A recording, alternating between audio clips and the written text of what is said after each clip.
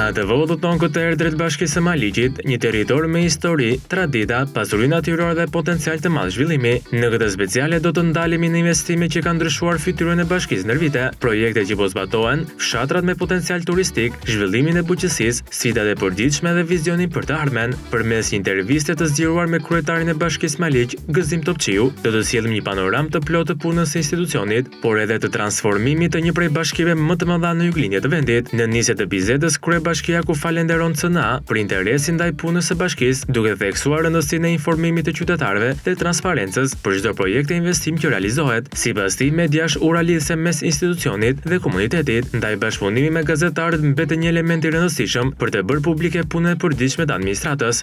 Unë falenderoj juve në fakt që bëni pjesë edhe punës sonë, edhe aktivitetit tonë të përditshëm.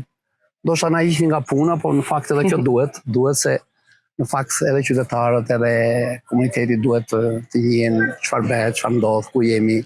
E patjetër që edhe në respekt të medias, patjetër edhe të televizionit tuaj, jam i hapur për çdo pyetje, për çdo çfarë ju mendoni që ose qëllimin e kësaj interviste të Të jesh kryetari vetëm i një bashkie në Shqipëri që ka fituar besimin e qytetarëve për 7 mandate radhazi është një rekord me vete, por për Gëzim Topçiun kjo nuk është një arsye për krenari personale, por mbi të gjitha një përgjegjësi e madhe. Ai thosë se çdo mandat ka qenë një provë re përballë qytetarëve, të cilët nuk gjikojnë premtimet, por punë konkrete dhe rezultatet e arritura. Sipas tij, mbështetja e vazhdueshme që ka marrë ndër vite është dëshmi se qytetarët dinë të vlerësojnë punën, pavarësisht bindjeve politike. Unë po e nis pak me një pyetje që në fakt mund të ta kenë bërë shumë. Po unë s'mundem tash mang dot. Je kryetari i vetëm me 7 mandate. Si ndihesh me këtë arritje, sepse në fakt është arritje që një kryetar bashkie të jetë kaq gjatë në qeverisje. Në fakt është përgjegjësi. Patjetër, nga një mandat tek tjetri njeriu duhet mendojë çfarë ka bërë, çfarë nuk ka realizuar. Se në fundit do vesh të ballafaqohesh nesër me njerëzit. E patjetër nuk është kaq e thjeshtë sa që duket se numër mandatesh është një fjalë goje, po kjo përmban brenda gjithë punën voluminoze të cilën një bashki, një titullar, një kryetar bashkie duhet të realizojë vit pas viti, pasi njerëzit nesër do të thonë atë çfarë u ka premtuar, çfarë u ka bërë. Do të saktësoj në fakt 7 mandate, po të marrim pjesën e mandateve që unë kam mbyllur si bashki e Maliqit e vogla themi. Flasim për një bashki të vogël në njerëz, në territor me rreth 8.000 banor. Dhe aty është pjesa më e madhe, kurse 3 mandatet e tjera janë të bashkisë madhe, e cila ka më shumë halle, më shumë probleme. Edhe po të bëjmë një lidhje, në momentin e parë që unë kam kandiduar, kanë qenë nga 7 njësi administrative që i bashkoheshin Maliqit, 5 drejtoheshin nga të djathtët. E në ato zgjedhje, çuditërisht njerëzit votuan një njeri i cili kishte dhënë rezultate në bashkinë e vogla dhe të 7 njësit votuan për mua dhe për subjektin që unë përfaqësonja, dhe kjo nuk është kaq e thjeshtë për të thënë që njerëzit nuk dinë. Jo, nuk është e vërtetë. Njerëzit janë aq të zgjuar sa dinë ta vlerësojnë punën, dinë ta vlerësojnë marrëdhëniet, dhe patjetër që me ta duhet të komunikosh çdo ditë. Pas 7 mandatesh në drejtimin e bashkisë, pyetja nëse do të vazhdo të jetë sërish në krye të Maliqit mbetet e hapur. Për Gëzim Topçiun, vendimarrja nuk lidhet me ambicet personale, por me bilancin e punës së bërë dhe me gjykimin e qytetarëve. Ai thotë se çdo ditë punë e ka konsideruar si një mandat i ri, duke fokusuar te përgjegjësitë që sjell administrimi i një bashkie me 81 fshatra dhe tjetra problematika që kërkon zgjidhje të përditshme. Sipas tij, drejtimi i një bashkie nuk matet vetëm me investimet, por edhe me mënyrën se si funksionon administrata dhe sa pranë qytetarëve arrin të jetë ajo. Unë në momentin kur kam kandiduar ose kur kam filluar punë si kryetar bashkie, kam hyrë asaj pune me idenë që do të vazhdonja të isha kryetar bashkie, dhe unë punën e shikoj çdo ditë sikur do të jem nesër, do të jem pas nesër. Por kjo nuk varet nga mua, në fakt. Ngarkesa e punës është e përditshme, jo pse unë ndjej lodhje për të punuar, por në fakt çdo drejtues, edhe një kryetar bashkie, duhet të jetë i përgjegjshëm në atë çfarë ka arritur, çfarë duhet ta realizojë. Ai ka arritur mirë, ku janë defektet e punës së tij. Dhe s'mund të thuhet që po unë do vazhdoj me një fjalë të gojës. Në një farë mënyrë kjo është një analizë që duhet i bëhet punës, qytetit, gjithë aktivitetit, jo vetëm tim personal, por gjithë administratës bashkisë. Në një farë mënyrë është edhe fytyra ime e vërtet, se normalisht unë mund ta pres mirë një qytetar, mund t'ja zgjidh problemin, po këtë punë do ta bëjë çdo kush prej tyre, pasi në një farë mënyre, ata njohin titullarin, njohin bashkinë, për të zgjidhur çdo hadhe, çdo problem. Ndaj dhe kjo kthimi kësaj përgjigje të cilën ma bët, nuk është me një po, me një jo. Unë kam përmbushur shumë objektivat time, të cilat jam ndjen mirë kur shikoj një qytet të pastër, një qytet të formalizuar, një qytet ku nuk ke ndërtime pa lejë në kuptimin vend e pa vend dhe që mund ta kesh shkatruar, pasi do ishte përgjegjësia ime nëse do ta kisha lejuar. E në fundit a ka halle, po patjetër probleme sa të duash gjithandej, pasi flasim për 81 fshatra, të cilët duhet i menaxhosh, duhet të zgjidhësh problemet, duhet të shuash ujin e pishëm, ndriçimi rrugor, kanalizimet. Gjithë problematikat përmblidhen në një godinë, edhe patjetër që përgjegjësia ime është shumë e madhe në kuptimin si do t'i zgjidhat.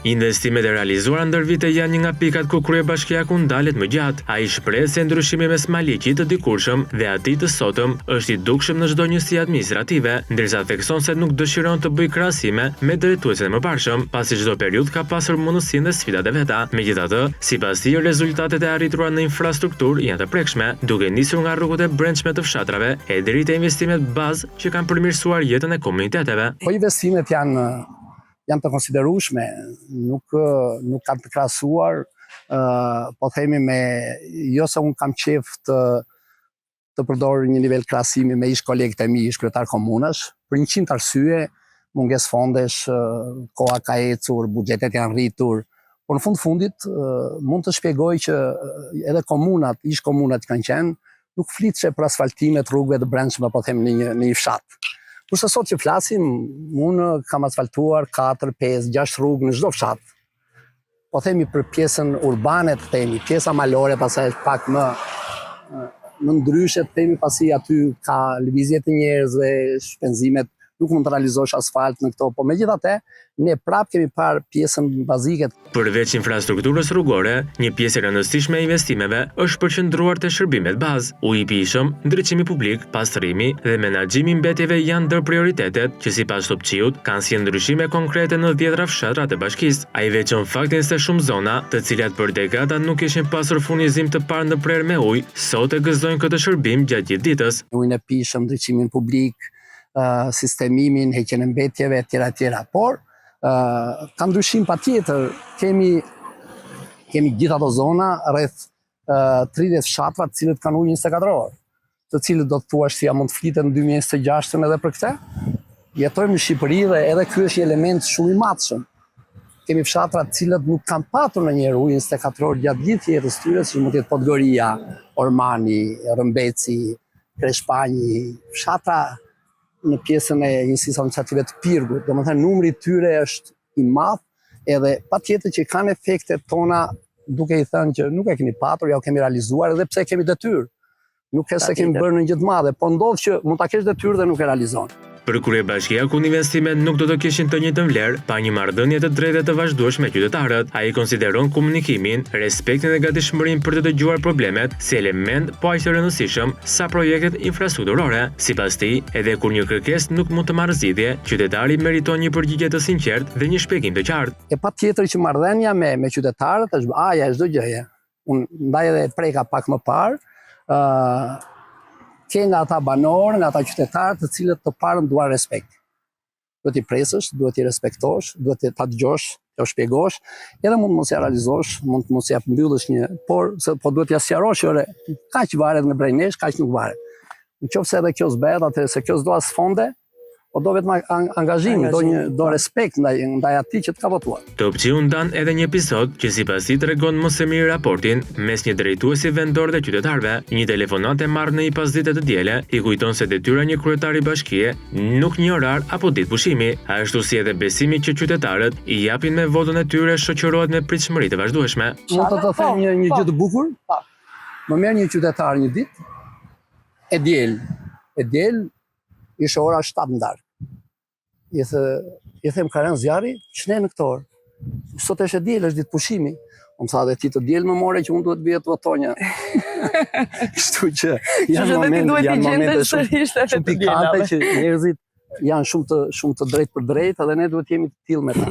Një nga investimet që kanë ndryshuar ndjeshëm qendrën e Maliqit është rikonstruksioni i Pallatit të Kulturës, një ndër godinat më të rëndësishme dhe më simbolike të qytetit. Pas dëmtimeve të mëdha që posoi nga zjarri disa vite më parë, godina që dikur ishte zemra e jetës artistike dhe kulturore, mbeti për një kohë jashtë funksionit. Sot, fal një investimi të përbashkët të Bashkisë Maliq, Qeverisë Shqiptare dhe Fondit Shqiptar të Zhvillimit, Qendra Kulturore Komunitare Dimitror Gocka po rikthehen në identitetin e tij, si një qendër moderne ku do të zhvillohen aktivitete artistike, kulturore dhe sociale. Kryebashkiaku Gëzim Topçiu e konsideron këtë projekt një nga ndërhyrjet më të rëndësishme të viteve të fundit, jo vetëm për vlerën financiare, por edhe për simbolikën që mbart për qytetin. Po në fakt ka vite që ne kërkojmë ta çojmë atje ku atje ku e meriton.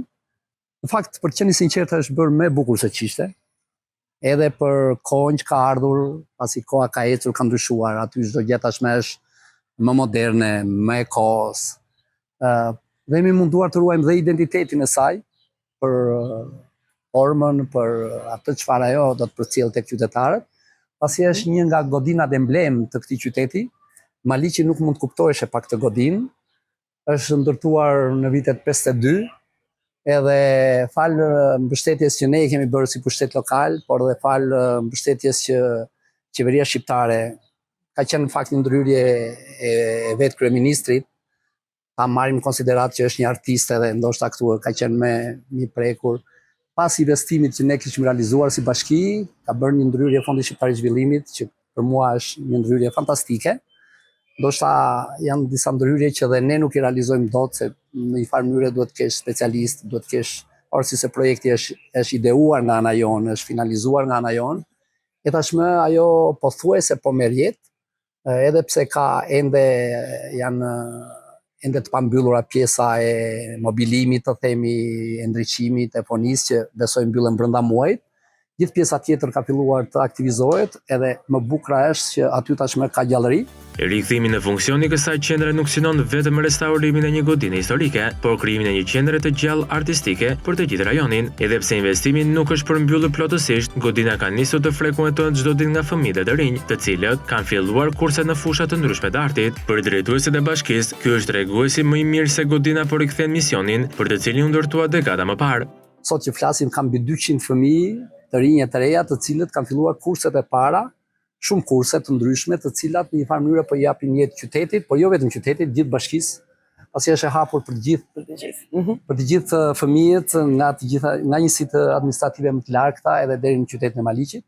Fal edhe gjithë personelit që kjo qendër tashmë ka, unë mendoj që do të jetë një qendër e ndërthurur bashkë me Teatrin e Korçës, me Bashkinë e Korçës, se duam të ndërthurim kjo qendër të mos jetë vetëm për artistët tanë, po le të jetë një projekt rajonal, pasi arti nuk bëhet vetëm me njerëzit që kemi brenda, por le të shpresojmë që do të kemi një rakordim edhe me Teatrin e Korçës, me Kolonjën, me Devollin, me Pogradin, me gjithë rajonin e Korçës, për të bërë të mundur që qytetarët të kenë jetë shpirtërore të gjallërueshme, jo vetëm në fundjavë, por çdo ditë. Për gjatë rikonstruksionit është ruajtur me kujdes identiteti arkitektonik i godinës, hapësirat e mëdha, holli kryesor dhe elementet karakteristik të ndërtimit janë restauruar duke respektuar historinë e Pallatit të Kulturës, ndërsa synimi është që këto ambiente të shndërrohen në vende ku do të zhvillohen shfaqje, ekspozita dhe aktivitete të ndryshme artistike. Ka 2 holle të mëdha, një prej jemi munduar të ruajmë identitetin siç e ka patur që Qendër Kulture është parë në konceptin edhe të peshës që duhet ketë një shtëpi kulture, një teatr kulture, një pallat kulture, ne i japim disa nocione për efekt edhe të lartësisë, të madhësisë, të holleve që ka.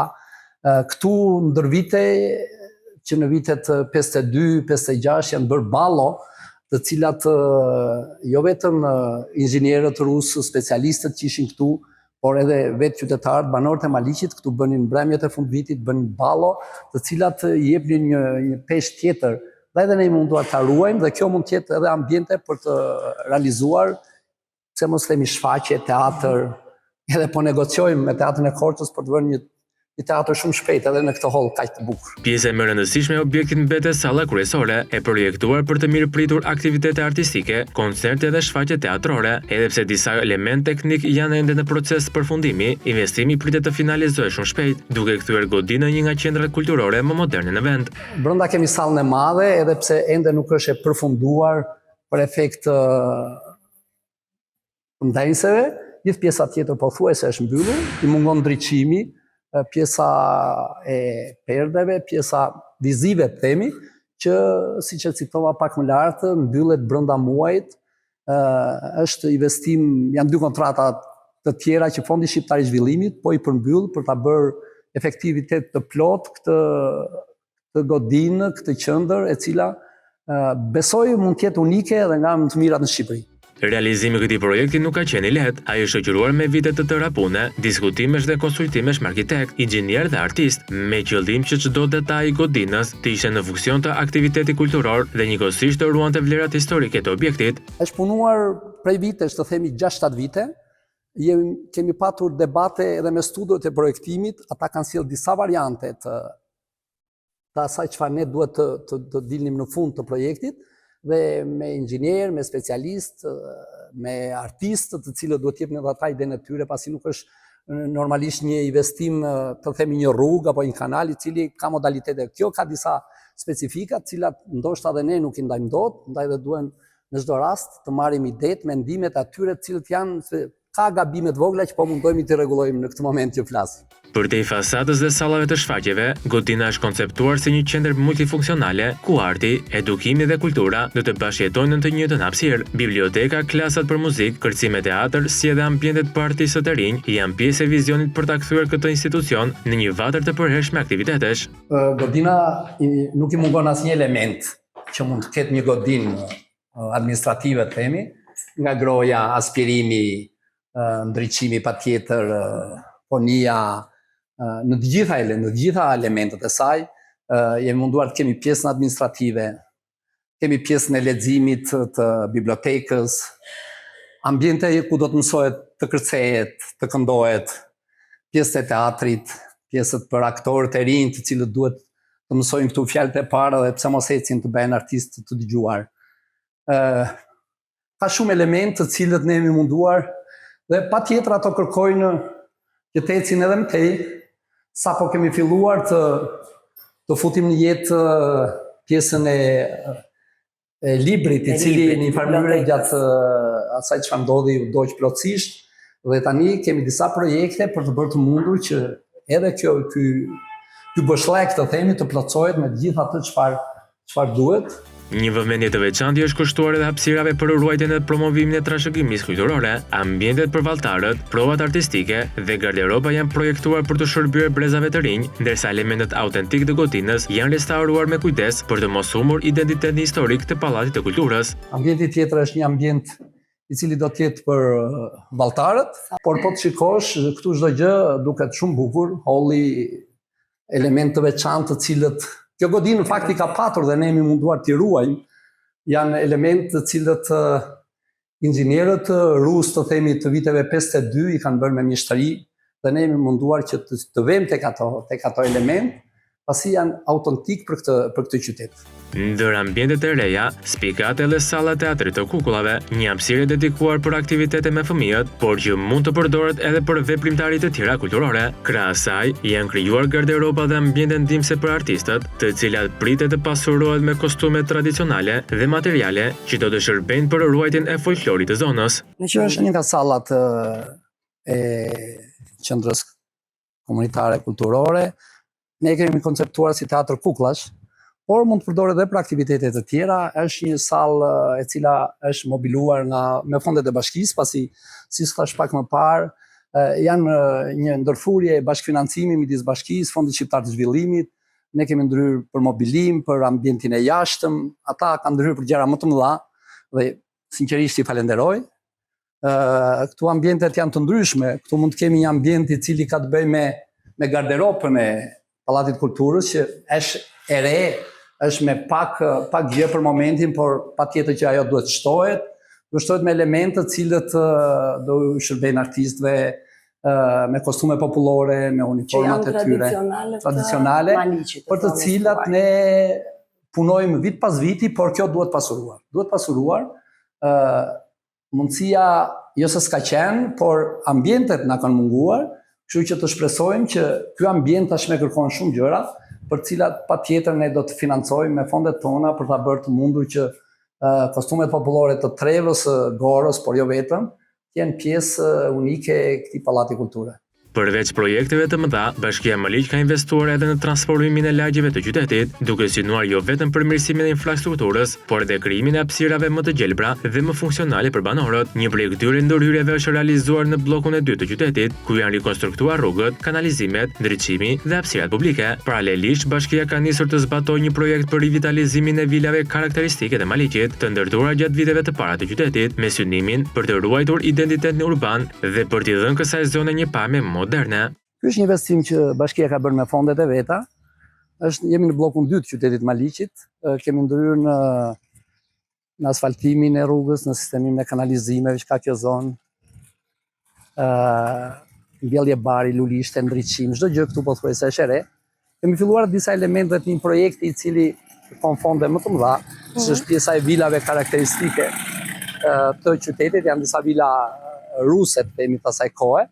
Dhe ne jemi munduar të bëjmë disa rrethime të vogla për ta ndarë nga segmenti rrugor, por kjo do të përfshijë gjithë lulishtet që kanë oborret përpara të këtyre vilave, duke i kthyer në disa vila me ujitje qendrore, me mbjellje, me të rrethuara me disa kanjlla të lehta, të cilat nuk do jenë rrethimi mirëfillse sa një ndarje, duke i dhënë disa element më urban këtij qyteti për këto zona që janë zona karakteristike. Sipas kryebashkiakut Topçiu, investimet të tilla nuk ndryshojnë vetëm pamjen e qytetit, por ndikojnë drejt për drejt edhe në cilësinë e jetës së banorëve. Ai vlerëson bashkëpunimin e komunitetit për mirëmbajtjen e ambienteve të përbashkëta, ndërsa thekson se puna do të vijojë me ndërhyrje të tjera që lidhen me estetikën urbane, eliminimin e kapllëve ajrore, krijimin e këndeve rekreative dhe përmirësimin e sinjalistikës rrugore. Banorët janë patjetër të kënaqur, mundohen që ata ta mbajnë pastër, e patjetër që Maliqi nuk mund të gjesh më letra, nuk mund të gjesh më mbetje, edhe në zonat periferike ku ndonjëherë na lindin probleme. Ata janë të kënaqur për këtë investim i cili në një farë mënyrë ja ka shtuar vlerën edhe banesave edhe shtëpive. Kështu vërtet çdo gjë është e bukur dhe falë edhe banorëve patjetër, të cilët e mirëmbajnë, edhe japin edhe kontributin e tyre çdo ditë në ujitjen e luleve, të barit, të pemëve, në korrjen e saj. Po patjetër ato duhet të kenë vëmendjen tonë të përhershme, nga eliminimi i kabllove, të cilët tashmë ne ju kemi shtruar edhe tubo poshtë që ata t'i futin nën tokë, që të mos kemi me rrjete me limagash në qytet, edhe deri tek elemente të tjerë që kanë të bëjnë me këndet e lojrave apo edhe me infrastrukturën tjetër të tabelave të qarkullimit rrugore të tjera, të cilat janë elementë shumë i rëndësishëm. Pas vizitës në qytetin e Maliqit, udhëtimi ynë vijon drejt një prej fshatrave që konsiderohet si një ndër destinacionet me potencial më të madh turistik në bashki.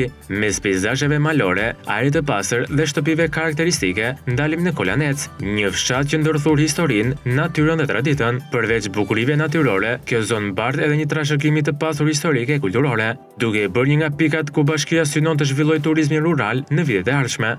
Kolaneci është një nga fshatrat më të bukur të bashkisë Maliq. Bashkia jonë ka shumë fshatra të bukur në Gorë, në Opar. Po Kolaneci është një ndër to që ne jemi menduar apo ajo i takon të jetë në fshatra turistik, të themi, për efekt edhe të vendit, të klimës, të prodhimeve, të gatimeve të saj. Është i njohur Kolaneci që në periudhën e luftës, këtu është ngritur qeta e parë e luftës nacionale shqiptare, përballë ka Hijen e Korbit, aty është një kala ku është zbuluar një nga thesaret më të hershme, thesari i Hijes Korbit, një jetë që sot prezantohet në Banka e Shqipërisë si një nga elementet më të rëndësishëm autentik të kësaj zone, me rreth 619 monedha argjendi të periudhës Aleksandrit të Madh, që tregon që kjo zonë është një zonë e hershme. Për ta shndërruar Kolanecin në një destinacion të mirëfill turistik, Bashkia Maliq ka nisur një sër investimesh në infrastrukturë, restaurimi i kaldrëmve, asfaltimi i rrugëve të brendshme dhe përmirësimi i aksit që lidh fshatin me qytetin, janë pjesë e projekteve që synojnë ta bëjnë këtë zonë më të aksesueshme për vizitorët dhe të krijojnë kushtet për zhvillimin e bujtinave dhe turizmit familjar. Dhe Kolaneci patjetër mbahet që në atë periudhë, por edhe sot që flasim, për njerëzit punëtor, njerëzit të cilët e duan këtë fshat, Dhe e mirëmbajnë, kujdesen, patjetër ka shumë elementë të cilët ata meritojnë edhe ndërhyrjet tona, ndaj edhe ne kemi ndërhyrë në pjesën e kaldremeve të këtij fshati, ka qenë një bashkëpunim me Këshillin e Qarkut, fondet e Bashkimit Evropian. Kemi filluar projektin ton të asfaltimit të rrugëve të brendshme. Kemi filluar asfaltimin e rrugës kryesore nga Kolanesi në drejtim të Maliqit. Edhe ajo është një nga prioritetet tona. Po mundohemi që bashkë me Këshillin e Qarkut të kemi edhe këtë vit një financim të dytë. Po të shtojmë këtu edhe fondet e bashkisë, pasi është një rrugë e gjatë rreth 3 kilometra e gjysmë dhe kërkon një financim të konsiderueshëm. Por besojmë që lidhja e rrugës asfaltimit do ta kthejë këtë fshat në ndoshta nga fshatrat e parë turistik, me bujtinat e para dhe me shtëpitë karakteristike të saj që do të hapen për turistët, po jo edhe për shqiptarët. Por Kolaneci nuk identifikohet vetëm me historinë e natyrën, ai njihet edhe për prodhimet tradicionale, gastronominë dhe mikpritjen, element që po e bën gjithsej më tërheqës për vizitorët. Festa e Qershisë, e organizuar tashmë çdo vit, është kthyer në simbol të këtij fshati, duke mbledhur banor, emigrant dhe turist në një aktivitet që promovon identitetin dhe traditat e zonës. Tu jo vetëm Qershia, që është element shumë i veçantë, ata tashmë festën e tyre e kanë bekuar me këtë emër, të themi, për efekt numrit të madh të qershive që rriten edhe të prodhimeve me disa duar, të themi, por Kolaneci mbahet për prodhimet jo vetëm për qershin, për mollën, për vetë klimën që ka kjo zonë. Flasim për prodhime të cilat bëhen pa ilaçe. Janë bio, në kuptimin e vërtet të fjalës bio, por edhe prodhimet e tjera, këtu trushia, pastërmaja, zajret e dimrit janë të veçanta. Ka çdo familje, besoj. Çdo familje patjetër, por jo vetëm për familjet e tyre, por çojnë edhe vizitorët këtu janë të shumtë, tashmë kanë filluar të rehabilitojnë edhe godinat karakteristike me vizitorë, me banorë të Kolanecit që janë larguar dhe që kthehen këtu për t'i rindërtuar, por jo vetëm. Edhe patjetër ky fshat ka marrë gjallërinë, festa e qershive që sapo e bëm edhe këtë vit, ishte diçka unike në llojin e vet, viti 2 të radhazi që ne e realizojmë dhe besojmë që nga njëri vit tek tjetri ajo po zhvillohet më tej, po kthehet në një traditë shumë të bukur.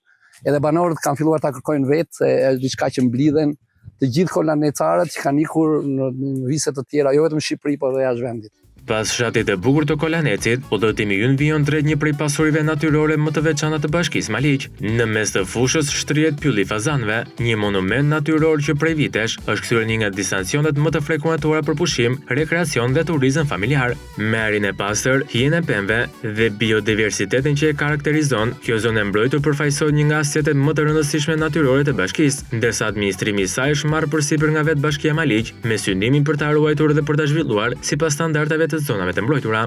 Po këtu është një sipërfaqe në mes të fushës Maliqit fantastike, të themi, këtu mund të jetë nxehtë jashtë territorit edhe 40 gradë, këtu është freskët. Është një monument natyre i cili menaxhohet nga Bashkia Maliqit, zonë e mbrojtur, por për efekt të themi të një keq menaxhimi në periudha më vite më parë, Bashkia ka kërkuar që ta menaxhojë ajo brenda standardeve që zonat e mbrojtura përdorin. Ne kemi një sektor tonin këtu që e mirëmbajmë, e ruajmë me një shërbim 24 orë, në shërbim të njerëzve, në shërbim të turistëve. Jemi të kënaqur me situatën që kemi, edhe pse ka nevojë ende për zhvillim, të ketë disa elementë zhvillimi brenda kuadrit ligjor patjetër. Por kjo është një qendër e veçantë që sjell brenda vetes qytetar, turist, nxënës shkollash, qytetarë të gjitha kategorive për një piknik në fundjavë, por jo vetëm. Këtu tashmë kemi popullim në çdo ditë të javës, patjetër e shtuna e diela ka më shumë. Edhe ndjemi mirë që kemi ruajtur një pasuri, të themi, në mes të fushës, që në vende të tjera kanë degraduar, janë shkatëruar, janë bërë. Dhe kjo na bën që të ndihemi mirë për t'i lënë njerëzve, brezave, një pasuri që i reziston kohës dhe i shërben vetë qytetarëve. Për Bashkinë Maliq, Pylli i Fazanëve nuk është vetëm një destinacion natyror, por pjesë e një projekti më të gjerë për zhvillimin e turizmit kulturor dhe arkeologjik. Vizitorët që ndalen në këtë zonë njihen edhe me historinë e fushës e Maliqit, ndërsa synimi është që në të ardhmen këtu do të ndërtohet një muze kushtuar palafitëve, tharjes së kënetës dhe zhvillimit të kësaj treve ndërshekuj. Një projekt që sipas kryebashkiakut do ta kthejë këtë zonë në një pikë referimi, jo vetëm për turizmin vendas, por edhe për vizitorët e huaj. çfarë thonë ata që e vizitojnë? Ata që vizitojnë patjetër japin vlerësime maksimale, ka shumë nga ata që nuk e njohin dhe habiten për atë pasuri që është mundi në qendër të fushës.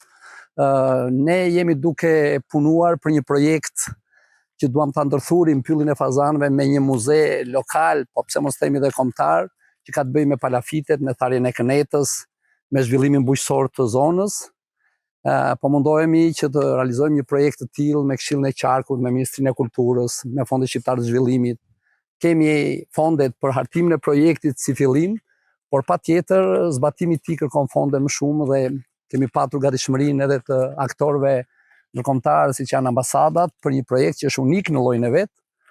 Të shpresojmë që ai të finalizohet sa më parë dhe do të jetë diçka e veçantë për atë çfarë Maliqi njihet si një nga qendrat e arkeologjisë shqiptare, jo vetëm për palafitet, por për shumë zbulime të cilat ka libra, ka dorëshkrime, ka zbulime të cilat Instituti i Arkeologjisë i ka në krye të agjendës vet. Pylli i Fazanëve nuk është vetëm një zonë e mbrojtur dhe një destinacion i preferuar për pushim, por edhe një hapësirë që Bashkia Maliq synon ta zhvillojë vazhdimisht, duke e bërë gjithnjë më tërheqëse për vizitorët. Krahas ruajtjes së ekosistemit dhe biodiversitetit, vëmendja është përqendruar edhe te krijimi një eksperiencë sa më natyrale për ata që zgjedhin ta vizitojnë këtë park. Projektet e reja synojnë të ndërthurin mbrojtjen e faunës me zhvillimin e turizmit natyror, duke krijuar kushte që vizitorët të kenë një kontakt më të afërt me natyrën. Në të njëjtën kohë, kjo hapësirë po shndërrohet në një qendër aktivitetesh rekreative, edukative dhe kulturore, ku çdo ditë organizohen vizita të nxënësve, aktivitete të institucioneve, guida në natyrë, shëtitje me biçikleta, piknik familjar dhe veprimtari të ndryshme artistike. Përmes këtyre nismave, synimi është që Pylli i Fazanëve të mos jetë thjesht një park, por një destinacion që vizitohet gjatë gjithë vitit dhe që ofron eksperienca të ndryshme për çdo grup mosh. Por ajo çfarë ne kërkojmë, ne duam që edhe Fazani të jetë i lirë, se në këtë kohë që flasim ai është brenda disa rrethimeve të cilat mbahet kaprolli, mbahet fazani. Edhe një projekt që ne duam ta rrethojmë që ai fazani të jetë i lirë, që qytetarët, veçanërisht fëmijët, ta zënë me dorë, ta shikojnë duke fluturuar, është aja e asaj çfarë ne mendojmë. E dyta, patjetër, aktivitetet që këtu zhvillohen janë të shumta, jo vetëm aktivitetet tona si institucion, si bashki, si qendër e kulturës Dimitror Gocka, por edhe shkollat vet apo institucionet tjera që vinë edhe nga Korça apo nga rrethet fqinj, vinë këtu për të gjetur një ambient ndryshe, një klimë fantastike, edhe një klimë të pastër me ajër patjetër nga edhe bio themi, këtu ka shumë, kemi zonë e cila është zonë që mund të zhvillosh një piknik, po ka edhe zonat që nuk mund të hyshesh, tip xhungle e cila nuk lejohet të hysh e dalësh dhe punonjësit tanë kanë vënë tabelat e duhura pasi vetë koha në të cilën e zhvilluar, koha si është rritur të bën që zonat të jenë edhe për pedalim me biçikletë, edhe për guida, edhe me për shtigje, ka shumë shtigje. Ka shumë shtigje edhe për piktura, domethënë këtu janë shumë elementë të cilët i shërbejnë qytetarëve të ndryshme apo kategorive të ndryshme të njerëzve që e vizitojnë. Pas një udhëtimi të gjatë nëpër Bashkinë Maliq, ku sollën përmes kësaj specialeje historinë, investimet, transformimet urbane, pasuritë natyrore dhe potencialin turistik të kësaj zone, kjo rrugë mbëri në fund. Maliqi nuk është vetëm një nga zonat më të rëndësishme bujqësore të vendit, por një territor që mbartë brenda tij histori, tradita, peizazhe natyrore dhe një mikpritje të veçantë. Këtu vizitori mund të gjejë natyrën e pastër, ushqimet tradicionale të përgatitura nga banorët e zonës, produktet bio të tokës Maliqit, mikpritjen e familjeve, historinë e lashtë të kësaj treve dhe bukuritë e fshatrave që po kthehen gjithnjë më shumë në destinacione të turizmit rural. Në përmbyllje të kësaj specialeje, kryetari i Bashkisë Maliq Gëzim Topçiu bën një ftesë për të gjithë ata që duan të njohin nga afër këtë zonë dhe pasuritë që ajo ofron. Unë mendoj që Maliqi, edhe pse është me një drejtim bujqësor blegtoral të themi, edhe ai ka bukuritë e veta natyrore, e lugina e Gorës, tashmë që edhe rruga automobilistike është bërë e re të themi, pavarësisht problematikave të vogla, apo dhe zona e Moglicës me liçenin më të madh, me hidrocentralin e saj, por edhe Kuluriania, prodhimet vetë që kjo zonë, këta mvisa prodhojnë edhe nxjerrin në familjet e tyre, janë bazë për atë çfarë Strelca, Zvarishti, fshatra të ndryshëm të cilat sot janë bërë pjesë e turistëve, jo vetëm ata që vinë të huaj, por dhe vendas për të vizituar dhe dalin shumë të kënaqur dhe kanë dhënë vlerësime pozitive për atë punë. Pastaj bujqësia patjetër, prodhimet e fushës Maliqit, por dhe blegtoria e zonave malore është vërtet fantastike dhe është për të vlerësuar. Janin Maliq dhe faleminderit edhe televizionit tuaj për këtë mundësi që më dha. Maliqi është një bashki me shumë dimensione, është toka e prodhimeve bujqësore, e fermerëve që prej brezash punojnë tokën, por është edhe një zonë me potencial temat turistik, ku natyra, historia dhe kultura krijojnë një mundësi të re zhvillimi. Kolaneci me traditat e tij, pylli i fazanëve si një oazë natyror në mes të fushës, zonat e Gorës dhe Oparit, liçeni me Oklicës dhe fshatrat me kulinarin autentike janë vetëm disa nga pasuritë që kjo bashki mbart. Për te investimeve dhe projekteve, ajo që e bën të veçantë Maliqin janë njerëzit e tij, banorët që ruajnë traditat, fermerët që vazhdojnë të prodhojnë, të rinj që kërkojnë mundësi të reja dhe komuniteti që çdo ditë kontribon për ta bërë këtë zonë më të bukur dhe më të zhvilluar. Nga kjo speciale CNA TV u përpoqëm të sjellim një Maliq ndryshe, një territor që nuk duhet parë vetëm si një zonë bujqësore, por si një destinacion me histori, kulturë, natyrë dhe mundësi të mëdha për të ardhmen. Ky ishte Maliqi, një bashki në zhvillim me rrjenjë të forta në histori dhe me syt nga e ardhmja.